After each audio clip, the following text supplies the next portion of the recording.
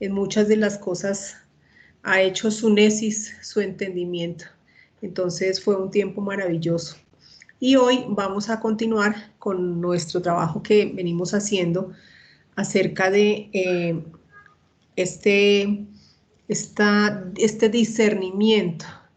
Él también nos hablaba el domingo acerca de la separación y muchas de las cosas que nosotros debemos entender en la palabra es que el poder ir creciendo tiene que ver con la separación, empezar a entender asuntos espirituales que necesitamos separar.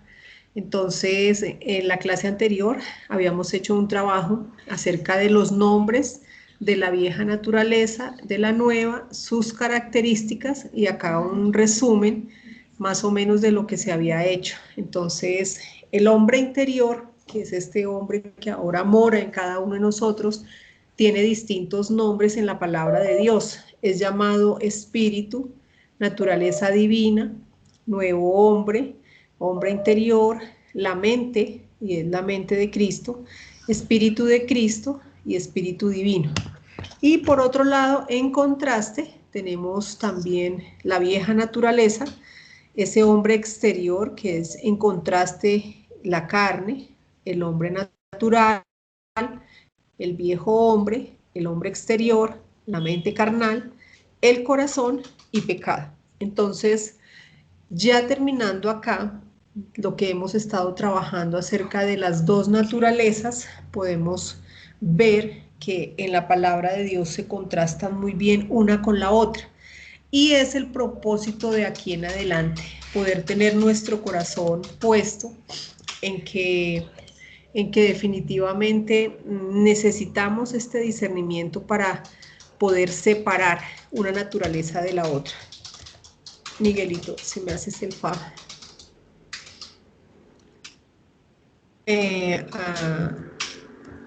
Ok, gracias. Bien, entonces vamos a dedicarnos ya por estos últimos momentos, tiempos, a lo importante, que es el hombre interior, que es Dios en Cristo en nosotros. Lo más importante con que Dios nos ha revestido, nos ha dado. Entonces, tenemos que saber que nosotros, al renacer, el creyente tiene una conexión entre el Espíritu Santo de Dios y ese espíritu de hombre, que ya nosotros en otras clases anteriores hemos visto que nosotros los creyentes ya no tenemos espíritu de hombre, sino tenemos ese hombre interior. Y otra forma de relación de entre el Espíritu Santo de Dios y el hombre, el espíritu de hombre, es que Dios llama que es Dios en Cristo en nosotros, Dios en Cristo en mí. Algo maravilloso, porque imagínense, es tener a Dios mismo dentro nuestro a través de Cristo. Dice en 2 Corintios 13:3, pues buscáis una prueba de que habla Cristo en mí, el cual no es débil para con vosotros, sino que es poderoso en vosotros. Gálatas 2:20, con Cristo estoy juntamente crucificado, y ya no vivo yo, mas vive Cristo en mí. Y lo que ahora vivo en la carne, lo vivo en la fe del Hijo de Dios, el cual me amó y se entregó a sí mismo por mí. Colosenses 1:27, a quienes Dios quiso dar a conocer las riquezas de la gloria de este misterio entre los gentiles, que es Cristo en vosotros, la esperanza de gloria. Y Colosenses 3:3, porque habéis muerto y vuestra vida está escondida con Cristo en Dios. Entonces, esta maravillosa verdad, ¿sí? Esta maravillosa verdad hoy es una realidad en nuestras vidas. Es Dios en Cristo en nosotros. Entonces dice, al ser Dios en Cristo en mí, el espíritu de hombre fue fusionado, absorbido por el Espíritu Santo y desaparece. Por lo cual la escritura ahora menciona a Cristo en mí como el todo del espíritu. El hombre interior con personalidad, como ya lo hemos dicho, con la mente de Cristo, con sentidos espirituales, con esa percepción espiritual, con conciencia y discernimiento. Ese es el nuevo Cristo en mí que hay. El creyente es Cristo en él y el hombre natural es espíritu de hombre. ¿Esto qué quiere decir? Que una persona que no haya renacido del espíritu sigue teniendo el espíritu de hombre. Eso hace una diferencia abismal entre nosotros y un hombre natural. Hoy nosotros somos Cristo en cada uno, mientras que una persona del mundo que no ha renacido es sencillamente un hombre natural que tiene la posibilidad de tener ese espíritu de hombre avivado, pero mientras no lo haga será un hombre natural. Maravillosa verdad. ¿Qué más? El Espíritu Santo ha hecho con nosotros algo maravilloso y es que nos ha sellado. Es por eso que nosotros ya entendimos por qué el pecado no puede entrar en nosotros, porque el sello no solamente es una marca, como antes lo habíamos entendido. Ahora podemos ver que un sello es como un revestimiento, ¿sí?, que está alrededor nuestro, lo que no permite nada corruptible dentro nuestro. Primera de Pedro 1:23 dice, siendo renacidos, no de simiente corruptible, sino de incorruptible, por la palabra de Dios que vive y permanece para siempre. Segunda de Corintios 1:22 dice, Dios, el cual también nos ha sellado y nos ha dado las arras del Espíritu Santo en nuestros corazones. Efesios 1:13, en él también vosotros, habiendo oído la palabra de verdad, el evangelio de nuestra salvación, y habiendo creído en él, fuisteis sellados con el Espíritu Santo de la promesa. Efesios 4:30, y no contristéis al Espíritu Santo de Dios, con el cual fuisteis sellados para el día de la redención. Entonces, viene la consideración. El sello hermético del Espíritu Santo en el espíritu de hombre hace que el adversario no pueda acceder a la simiente, que es Cristo en nosotros. De ninguna manera él puede romper este sello ni puede penetrar. El sello es una de las razones por las que el adversario no puede robar la posición de hijo que ya se tiene en Cristo, es decir, la salvación. No lo puede hacer. Entonces estaría interesado en que el creyente pierda las coronas o premios por desmayar en considerar el llamamiento de lo alto. De esto es lo que estábamos hablando antes que empezara la clase, que efectivamente el hecho de tener el sello, de tener las arras, hace que el adversario no nos pueda robar esa posición de ser salvos, de ser hijos, pero sí el premio de tener esa corona. ¿Por qué? Porque nos puede mover fácilmente de nuestra posición de estar en el hombre interior y llevarnos hacia el hombre exterior para desde ahí tener una relación con Dios. Esa sería la forma en que nos haría perder, digamos, el premio, que uno no estuviera confiado en lo que ya tiene, en ese llamamiento de lo alto, y que tuviese una relación con Dios desde el alma. Nosotros hemos de entender que es por fe. Por fe, yo entiendo que mi relación la tengo desde el hombre interior y todo lo que hago para Dios lo hago con ese entendimiento. Entonces ya puedo estar tranquila y segura que eso es así. Bien. Importante, entonces es Dios en Cristo en mí, tenemos el sello, hemos sido sellados con una simiente incorruptible y Dios vuelve y nos reitera que ese hombre interior es una nueva creación, no existía antes, ¿sí? Antes nosotros teníamos la creación de Adán, la imagen de Adán, ahora Dios hace en nosotros, crea, ¿sí?, esta nueva posibilidad de vida. Gálatas 6:15 dice, porque en Cristo Jesús ni la circuncisión vale nada, ni la incircuncisión, sino una nueva creación. Romanos 7:22, porque según el hombre interior, me deleito en la ley de Dios. Efesios 3:16, para que os dé conforme a las riquezas de su gloria, al ser fortalecidos con poder en ese hombre interior por su espíritu. Esa es la nueva creación. Este hombre interior ya nosotros debemos entender que tiene su propia mente. Primera de Corintios 2:16 dice, porque ¿quién conoció la mente del Señor? ¿Quién la instruirá? Mas nosotros tenemos la mente de Cristo. Cristo entonces es mi piel, mi sentir, mi respirar, mi caminar. Su mente fortalecida por el Espíritu Santo da al creyente la capacidad de resistir, de estar apaciguado, con paz, con gozo en el corazón. Es la conciencia de Cristo, la intuición de Cristo y la comunión con Cristo. Muy importante que nosotros estas maravillosas verdades que ya están dando terminación a lo que nosotros debemos guardar en lo profundo de nuestro ser.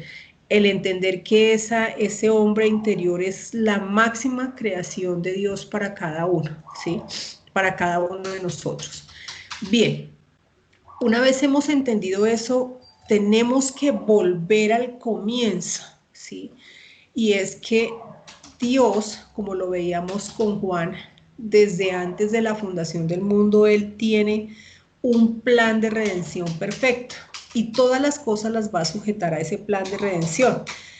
¿Cuál es el propósito de Dios al identificar al creyente con su Hijo Jesucristo? Entonces, detrás de esto nosotros debemos entender que esto no fue algo que Dios a última hora dijo, ay, vengan, les voy a hacer una nueva creación a cada uno. No, sino que nosotros ya hemos entendido que desde la eternidad Dios trazó su plan perfecto para toda la creación, donde todas las cosas tienen un puesto, es un gran rompecabezas y todo se va acomodando en el tiempo de Dios, ¿sí? Este plan Dios lo hace sustentado en el libre albedrío de las criaturas creadas. De ninguna manera Él, cuando se propuso allá en el comienzo de crear todas las cosas, Él dijo, ay, bueno, los voy a obligar a que se parezcan a mi hijo, no, sino que en su libre albedrío, estas criaturas que yo voy a crear quisieran escogerlo a Él como el Padre, ¿sí? Y por lo tanto tener la imagen de su Hijo primogénito. Nosotros, gracias a Dios, dentro de las cosas maravillosas que ya hemos podido ir entendiendo, es que Dios como tal en su grandeza, en su incontinencia y menos en esta mente, por supuesto que no podía mostrarse tal como es Él, por su santidad. Por eso tuvo que manifestarse primeramente en Cristo, para que se pudiera hacer toda la creación. Ya nosotros acabamos de ver que es Dios, ¿sí? En Cristo, en esa manifestación en nosotros. Por lo tanto, Dios desde allá determina que nosotros, sus hijos, seríamos a la imagen de Él, que es la misma imagen de su Hijo primogénito. Entonces, poder entender esto es maravilloso. ¿Por qué? Porque nosotros ya no somos la imagen de Adán. Es decir, ahora somos fiel copia del Señor Jesucristo dentro nuestro. Y es lo que debe tener valor. Muchos de nosotros en algún momento, siempre en alguna parte de la vida del hombre, está la pregunta, ¿pero por qué Adán y Eva, por culpa de ellos, nosotros tuvimos que cargar esa imagen de pecado? La respuesta es, haciendo claro una consideración, Dios realmente hizo en Adán y Eva un prototipo. Un prototipo es algo, o en este caso unos seres que estarían hechos, digamos, representando a toda la humanidad. Voy a colocar un ejemplo para que podamos entenderlo. Cuando una empresa automotriz va a diseñar un carro, ella de una vez no saca 1000 o 10.000 o 100.000 carros, ella hace uno. Y en ese prototipo de carro, pues, involucra todas las partes, lo que les va a colocar y hace todas las pruebas, ¿sí? Sobre ese prototipo, pruebas de velocidad, de resistencia. Dios no necesitaba tener 100.000 hombres ni 1.000.000 de hombres. Con 2 hombres, ¿sí? Era suficiente para poder, digamos, tenerlos como ese prototipo de la humanidad. ¿Y por qué? Porque así lo dispuso Él. En ellos, en Adán y Eva, estuvimos representados todos y definitivamente ellos escogieron en algún momento desobedecer. Y si nosotros nos damos cuenta, a través de toda la historia y de todo el tiempo, nosotros hemos también tenido en un momento dado la oportunidad de escoger y hemos escogido el mal. Entonces, ahora que nosotros hemos llegado a este punto, nos podemos quitar esa imagen de pecado que nos transmitió la herencia de Adán. Ahora, la imagen que Dios espera que yo acepte, que Dios espera que yo trabaje, que yo ame, que sea mi piel, como lo decíamos ahorita, es la imagen del Señor Jesucristo, que es una nueva criatura, es una nueva vida que Dios hizo en mí. Bueno, entonces aquí está, dice en Romanos 8:29, porque a los que antes conoció, estamos hablando antes de todas las cosas, también los predestinó para que fuesen hechos conformes a la imagen de su Hijo. Eso fue lo que Dios quiso en su potestad, que nosotros tuviésemos en este tiempo la imagen de su primogénito entre muchos hermanos. Y a los que predestinó, a estos también llamó, y a los que llamó, a estos también justificó, y a los que justificó, a estos también glorificó. Este versículo en la Nueva Versión Internacional, el versículo 29, dice, porque a los que Dios conoció de antemano, también los predestinó a ser transformados según la imagen de su Hijo, para que Él sea el primogénito entre muchos hermanos. Palabra de Dios para todos dice, Dios los conocía antes de que el mundo fuera creado. Esto es maravilloso. Él decidió que fueran como su Hijo y quería que el Hijo fuera el mayor de muchos hermanos. Entonces, esta es la voluntad del Padre, que nosotros hoy, que tenemos esta maravillosa oportunidad, porque entre otras, recordando lo que Juan decía el domingo, fíjense que estos tiempos van a tener una terminación y uno siente así como un cosquilleo de pensar que vaya a haber un momento donde alguien quiera entender, saber acerca del llamamiento, de su esperanza y no esté disponible. Nosotros que en este momento tenemos este privilegio tan maravilloso de ser sus hijos, de tener la imagen de Cristo, ese hombre interior, y vivir, que es lo más importante, por ese hombre interior, no debemos perdernos esta oportunidad.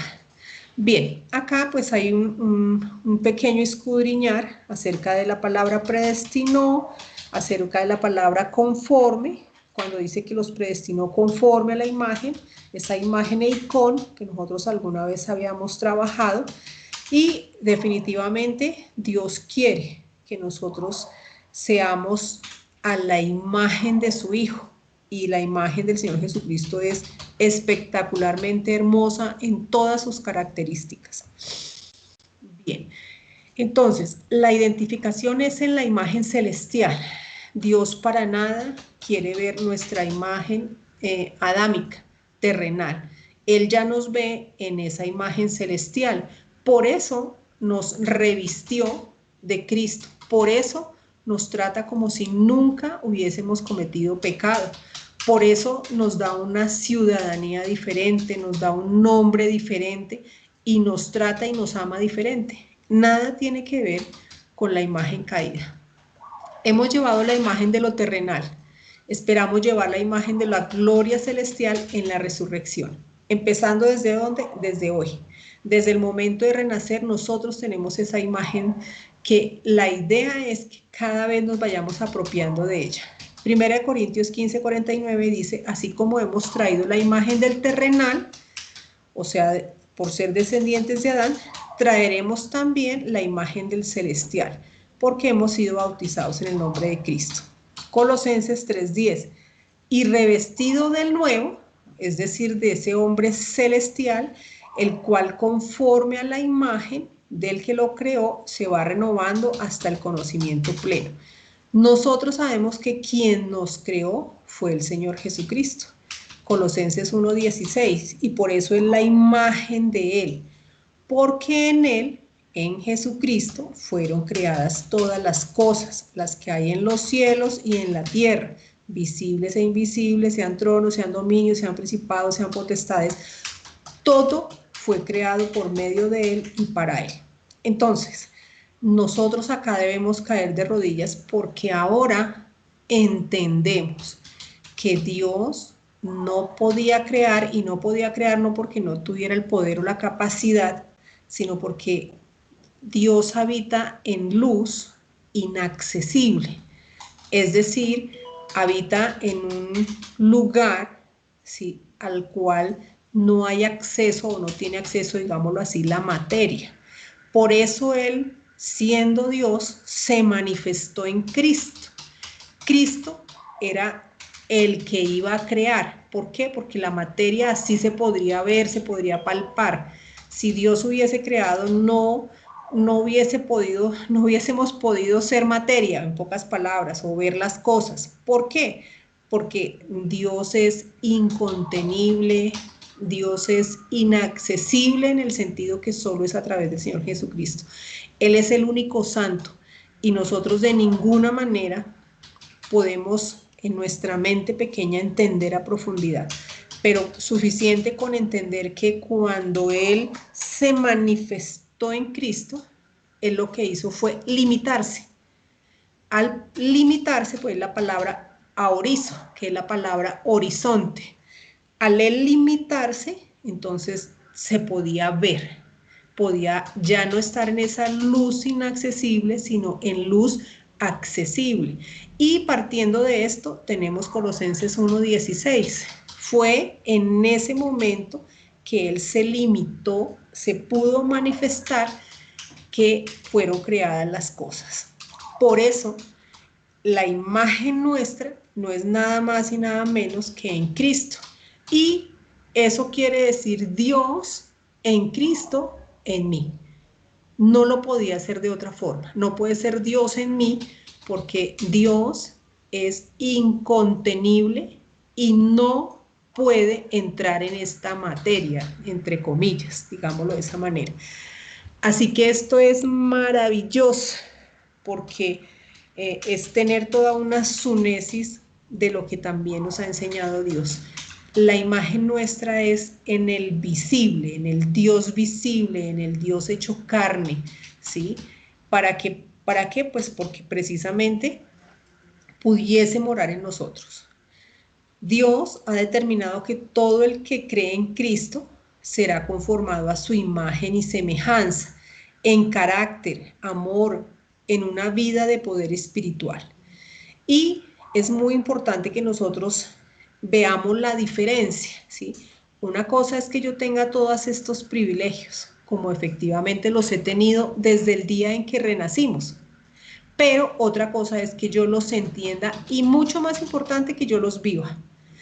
Es la diferencia total. Si yo entiendo que estoy revestido de Cristo, que tengo a mi hermano mayor ahí en toda la plenitud de lo que es Él, realmente veo mi carne cero, ¿sí? O sea, no es nada, absolutamente nada, porque es en Cristo que todo lo puedo en ese Cristo. Dice Gálatas 4:19, hijitos míos, por quienes vuelvo a sufrir dolores de parto, hasta que Cristo sea formado en vosotros. Y no es que sea el Cristo que no esté formado, sino es en mi discernimiento, en mi manejo espiritual, porque el Cristo que yo tengo dentro es perfecto, pero yo no lo conozco. Ahí está mi trabajo, la tarea de mi vida de estos tiempos, que ese Cristo, ¿sí?, vaya siendo formado en el sentido que yo lo vaya conociendo, que yo vaya aferrándome a Él, que yo vaya viviendo mi vida a través de Él y no a través de mis 5 sentidos o de mis emociones. En ese aspecto o en ese sentido es hasta que Cristo sea formado, es hasta que yo me apropie, ¿sí?, por ese hombre interior, porque Él en sí es perfecto. Yo soy la que hasta ahora me estoy dando esa oportunidad de conocerlo y de poderlo entender. Bien, dice en Juan 17:21, para que todos sean uno, como tú, oh Padre, en mí y yo en ti, que también ellos sean uno en nosotros, para que el mundo crea que tú me enviaste. O sea, maravilloso. Somos uno con Cristo y con el Padre, casi nada. Juan 4:13, en esto conocemos que permanecemos en Él y Él en nosotros, en que nos ha dado de su Espíritu. Ahí está más que claro, o sea, es permanecer, ¿sí? Nosotros en Él, porque Él permanece, pero la idea es que nosotros no nos vayamos a vivir por nuestro hombre externo, sino que permanezcamos en Él y Él permanece en nosotros. Primera de Corintios 8:6.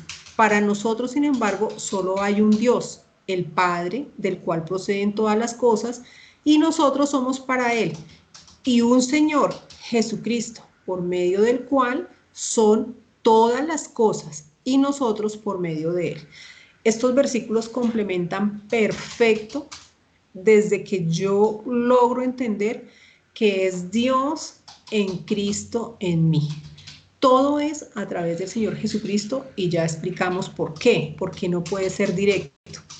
Es muy importante un pequeño detalle acá, que al comienzo, cuando ellos estaban en la eternidad, ellos eran la Trinidad, uno solo, y que solo cuando Jesucristo es encarnado, su segunda manifestación, es que Dios toma el nombre del Padre, porque en la eternidad no eran el Padre y el Hijo, sino ellos eran la triada.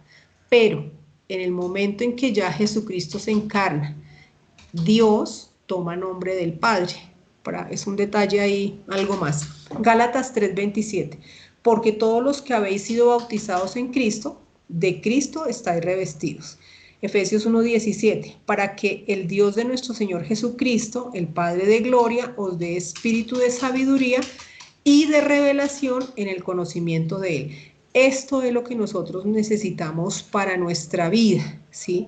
Que Dios nos permita, ¿sí? Cada día avanzar, entender, ¿sí? En el conocimiento de ese hombre interior, que no se quede en el papel, en que yo, sí, claro, el hombre interior y el exterior, claro, sino que yo lo vaya apropiando para que mi vida sea una vida como Dios planeó desde el comienzo, una vida llena de la plenitud de Cristo en mí y que yo me apropie de ella. Bien, aquí yo quise mostrar que el Señor Jesucristo definitivamente se ganó este puesto maravilloso. Él tiene distintos títulos, distintos nombres, distintas características. Quise aquí traer algunos, es porque nosotros tenemos que entender que Él está dentro mío y que yo debo darme el gusto, el privilegio de conocerlo. Jesucristo es llamado la piedra angular, es decir, sobre ella es que se edifica. Absolutamente nada más puede edificarse sino es Cristo. Edificado sobre el fundamento de los apóstoles y profetas, siendo la principal piedra del ángulo Jesucristo mismo. Jesucristo es la cabeza de la iglesia, eso nos compete a nosotros que somos su cuerpo, Efesios 1:22, y sometió todas las cosas bajo sus pies y lo dio por cabeza sobre todas las cosas a la iglesia. Jesucristo es la luz del mundo, Juan 8:12, otra vez Jesús les habló diciendo, yo soy la luz del mundo, el que me sigue no andará en tinieblas, sino que tendrá la luz de la vida. Todas estas cosas son aplicadas a mi vida, ¿sí? Que yo tenga claro sobre qué es el fundamento de toda nuestra parte espiritual, que Cristo es la cabeza de la iglesia a la cual pertenezco en estos tiempos, que Jesucristo es la luz del mundo, y si yo lo tengo dentro, por supuesto que yo tengo esa luz. Si ya no estoy en tinieblas, ya no ignoro. Jesucristo es santo, Hechos 3:14, mas vosotros negasteis al santo y al justo, y pedisteis que se os diese un homicida. Príncipe de paz, Isaías 9:6, y se llamará su nombre admirable consejero, Dios fuerte, Padre eterno, príncipe de paz. Nosotros tenemos al príncipe de la paz dentro, por lo tanto, mi vida, ¿sí? Todo mi ser debe respirar esa paz. El Hijo del Hombre, Juan 5:27, y también le dio autoridad de hacerle juicio por cuanto es el Hijo del Hombre. Yo dejé aquí un pedacito de un concepto, porque a veces, digamos, las personas no entienden por qué Jesucristo en los versículos, en algunos versículos básicamente de los evangelios le dicen que es el Hijo del Hombre. Primero, es un contraste con el Hijo de Dios, pero es para afirmar o para resaltar su parte humana, ¿sí? Entonces, que coexiste con su parte divina. Entonces, Jesucristo es el Hijo de Dios, ¿sí? En su parte divina, y es el Hijo del Hombre en su parte humana, resaltando la parte de José. Entonces, lo quise dejar ahí. ¿Qué otros títulos? Jesucristo es llamado el primogénito de toda la creación, como lo acabamos de ver en Colosenses 1:15. Él fue el primero de todo lo que se colocó en luz accesible, ¿sí? Jesucristo es el juez, Hechos 10:42, y nos mandó que predicásemos al pueblo y testificásemos que Él es el que Dios ha puesto por juez de vivos y muertos. Jesucristo es Rey de Reyes y Señor de Señores, Apocalipsis 19:16. Y en su vestidura y en su muslo tiene escrito este nombre, Rey de Reyes y Señor de Señores. Es llamado, Jesucristo es el Hijo de Dios, Lucas 1:35. Y el poder del Altísimo te cubrirá con su sombra, por lo cual también el santo ser que nacerá será llamado el Hijo de Dios. Entonces, todas estas cualidades están dentro nuestro, ¿sí? Miremos que Jesucristo también tiene en su obra acá en la tierra, Él se ha ganado distintos nombres. Por ejemplo, Él es el pan de la vida. Juan 6:35. Jesús les dijo, yo soy el pan de vida. El que a mí viene nunca tendrá hambre. Jesucristo es el Cordero de Dios. Juan 1:29. El siguiente día vio Juan a Jesús que venía a él y dijo, he aquí el Cordero de Dios que quita el pecado del mundo. Jesucristo es nuestro mediador. Primera de Timoteo 2:5. Porque hay un solo Dios y un solo mediador entre Dios y los hombres, Jesucristo hombre. Salvador, Jesucristo es nuestro Salvador, por supuesto, en Mateo 1:21, y dará a luz un hijo y llamará su nombre Jesús, porque él salvará a su pueblo de los pecados. Jesucristo es la vid verdadera, Juan 15:1, yo soy la vid verdadera y mi Padre es el labrador. Jesucristo es el buen pastor, Juan 10:11, yo soy el buen pastor su vida da por las ovejas. De la misma manera, Jesucristo es el autor y consumador de la fe. Gracias a Dios por esto, porque Él es a través de esa fe es que nosotros también podemos tener esa fe. Hebreos 12:2, puesto los ojos en Jesús, el autor y consumador de la fe, el cual por el gozo puesto delante de Él sufrió la cruz, menospreciando lo oprobio, y se sentó a la diestra del trono de Dios. Jesucristo es el sumo sacerdote. Hebreos 12:17, para venir a ser misericordioso y fiel sumo sacerdote en lo que a Dios se refiere, para expiar los pecados del pueblo. Jesucristo es la resurrección y la vida. Juan 11:25, le dijo Jesús, yo soy la resurrección y la vida. El que cree en mí, aunque esté muerto, vivirá. Jesucristo es el camino, la verdad y la vida. Juan 14:6. Jesús le dijo, yo soy el camino y la verdad y la vida. Nadie viene al Padre sino por mí.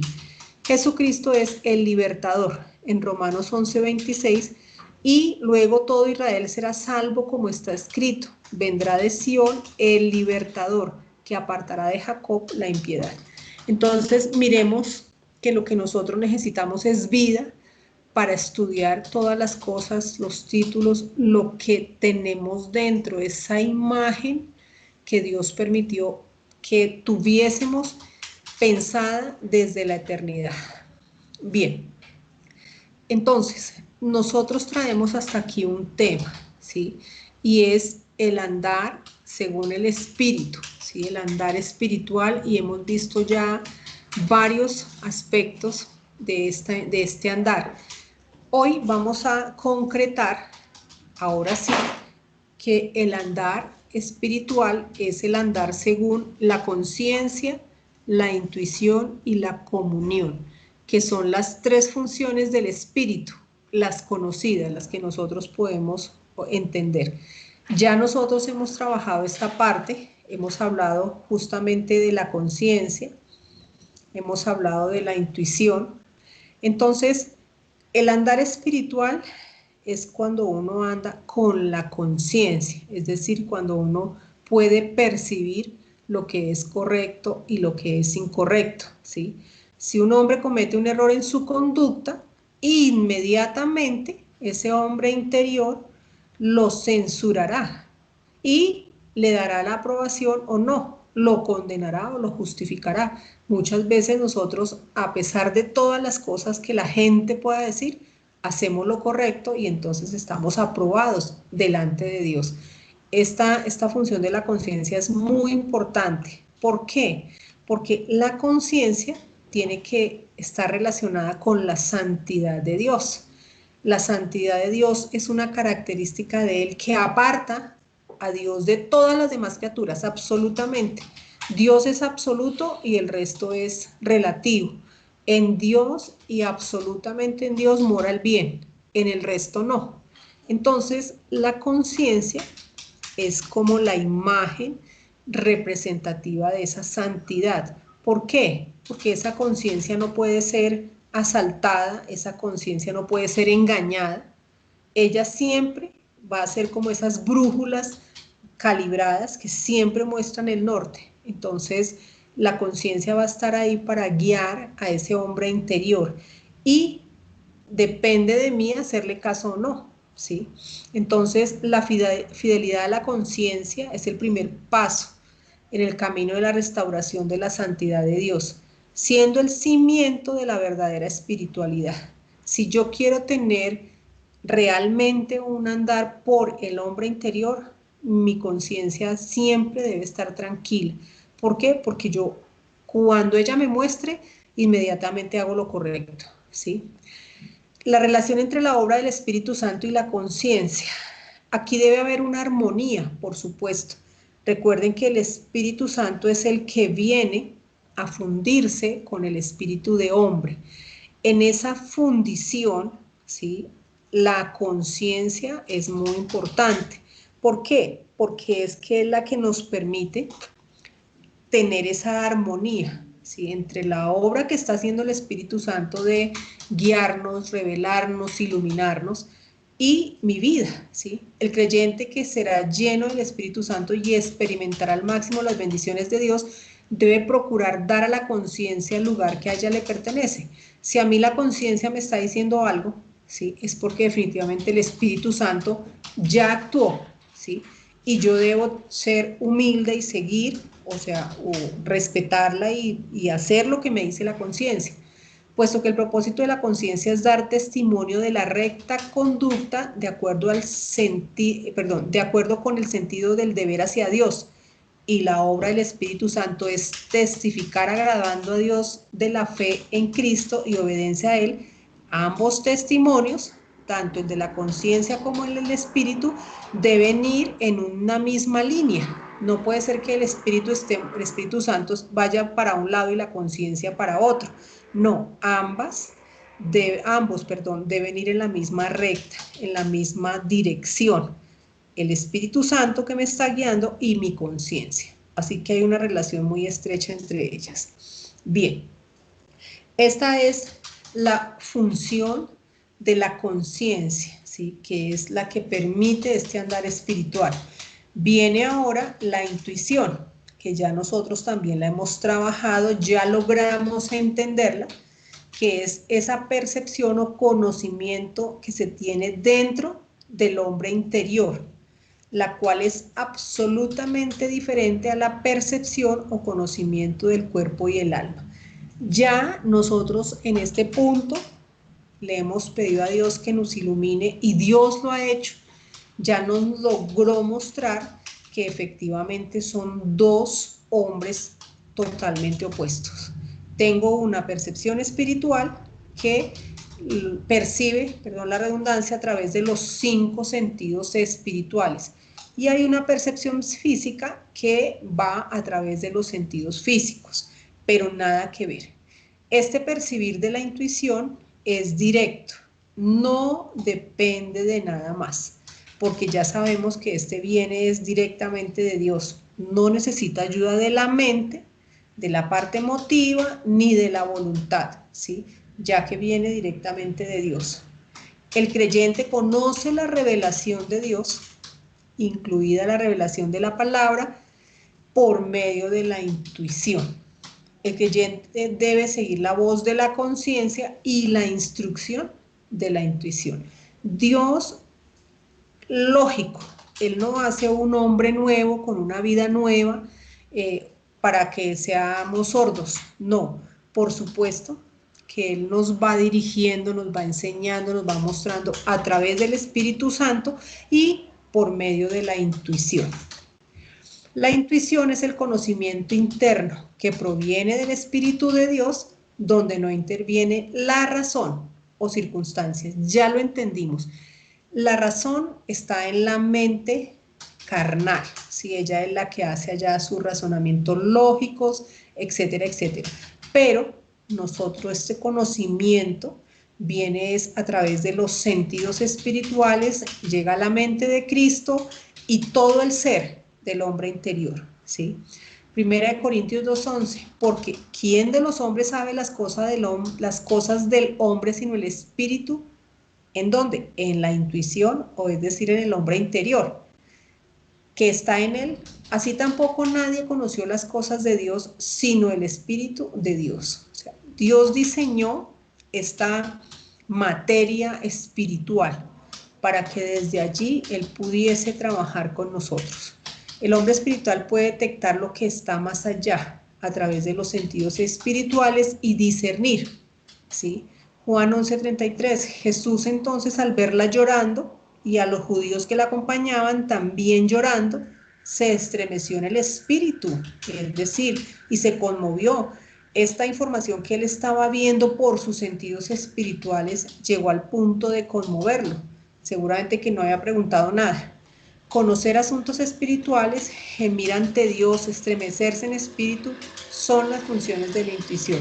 Muchas veces no se necesitan palabras, sino uno ve algo y ya puede. La intuición o conocimiento es a través de la palabra de Dios. Nosotros lo hemos recalcado. Hebreos 4:12 toma toda la relevancia, porque la palabra de Dios es viva y eficaz. Claro, es espiritual y más cortante que toda espada de dos filos, y penetra hasta partir el alma y el espíritu, las coyunturas y los tuétanos, y discierne los pensamientos y las intenciones del corazón. Ya nosotros hemos trabajado que la palabra de Dios es aquella que nos permite hacer esa división perfecta entre lo que son las cosas del alma, del hombre exterior, y las cosas del espíritu. ¿Cómo la palabra de Dios es viva y eficaz? Al renacer, el espíritu de hombre es potencializado. Recordemos que él está adormecido. Es energizado y revivido por el Espíritu Santo que viene a morar en él. ¿Para qué? Para guiarlo a través del Espíritu de Dios, convirtiéndose en el hombre interior. Efectivamente, al haber conexión entre el Espíritu de Dios y el hombre interior, baja la savia. Recordemos que la savia es la palabra de Dios espiritual, viva y eficaz, y va compenetrándose en el hombre interior y a su experiencia, permitiéndole tener intuición por medio de esa palabra espiritual. Esto es lo que realmente sucede. La palabra de Dios, que es espiritual, se va comprendiendo, se va haciendo dianoias para terminar en una sunesis, en un entendimiento de lo que Dios quiere decir realmente en la palabra, ¿sí? Y esto se convierte en una experiencia que nos permite tener entendimiento, tener esa intuición de Dios. A medida que el hombre entiende, ahonda, profundiza, escudriña y pasa tiempo en la palabra, el creyente va agudizando los sentidos espirituales y comienza a discernir, a entender, a realizar sunesis, tomando conciencia de los asuntos espirituales. Fíjense que para nosotros ha sido un proceso, para algunos de nosotros, de 20 años, poder llegar a esto que está diciendo la palabra, de llegar a ser sunesis o tener entendimiento de un asunto espiritual. Muchos de nosotros sabíamos, conocíamos, habíamos visto acerca del hombre interior y, sí, claro que hay un hombre interior que se renueva y uno exterior que se envejece, pero no habíamos llegado a este punto de tener esta sunesis, de permitir que Dios nos dividiera, ¿sí?, en nuestro entendimiento, y ahora sí, ese hombre interior es mi vida, es lo que yo soy y es lo que voy a hacer hasta la eternidad. Es eso, es maravilloso. Hebreos 4:12 permite entender que la intuición en el espíritu es la que hace la división entre el vivir por la carne y vivir por el espíritu. Claro que sí. La palabra de Dios juzgará en estas cosas y mostrará lo que pertenece al espíritu, es decir, al hombre interior, y lo que pertenece al alma. Ya nosotros lo podemos ver. Así como el cuchillo puede dividir los huesos y los tuétanos en la ofrenda del sacrificio, la espada de Dios divide el alma y el espíritu, que están tan estrechamente unidos, y discernir claramente la fuente de nuestra conducta, que es lo que nosotros necesitamos para tener ese andar espiritual. Al principio esta separación es solo conocimiento, pero debe llegar a ser una experiencia, y efectivamente Dios nos permite vivirlo. Hablábamos con Juan también de la sencillez de la palabra. Es sencillamente uno hacerlo y va a suceder, ¿sí?, esta división en la experiencia. El espíritu que contiene la intuición debe estar completamente libre para ser la única morada y el lugar de operación del Espíritu Santo, y no permitir que el alma, la mente, las emociones tengan el más mínimo efecto. El poder del Espíritu Santo va ganando preeminencia a medida que el creyente se fortalece y percibe la intuición de su espíritu. Entonces, es importante que nosotros sepamos que Dios nos dio todas estas cosas para que tengamos un andar espiritual, para que lo hagamos cada día, vayamos haciendo mejor las cosas. Entonces, vamos a dejar ahí. Yo quiero pedirles, para la próxima clase, ya tenemos la última parte, que es ver acerca de la comunión y de la oración, que es algo muy importante dentro de este aspecto, que de pronto cada uno escoja de pronto una o dos ideas de todo este estudio maravilloso que le hayan bendecido, ¿sí?, para que de pronto en algún momento podamos iniciar un compartir de corazones para poder cerrar este tema. Entonces, sería eso para la próxima clase. Que Dios los bendiga. Muchas gracias, Amparito. Si hay alguna pregunta.